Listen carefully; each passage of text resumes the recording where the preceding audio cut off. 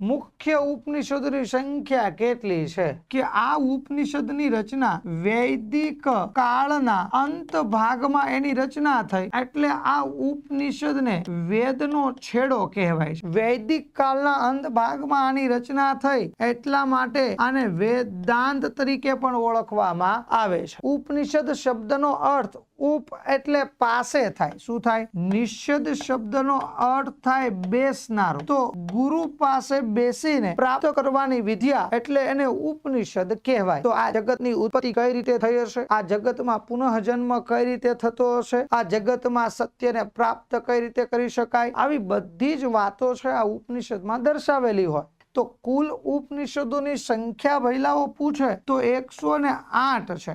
મુખ્ય ઉપનિષદ પૂછવા છે તો મુખ્ય ઉપનિષદોની સંખ્યા છે ભઈલાઓ 11। કેટલી છે? 11।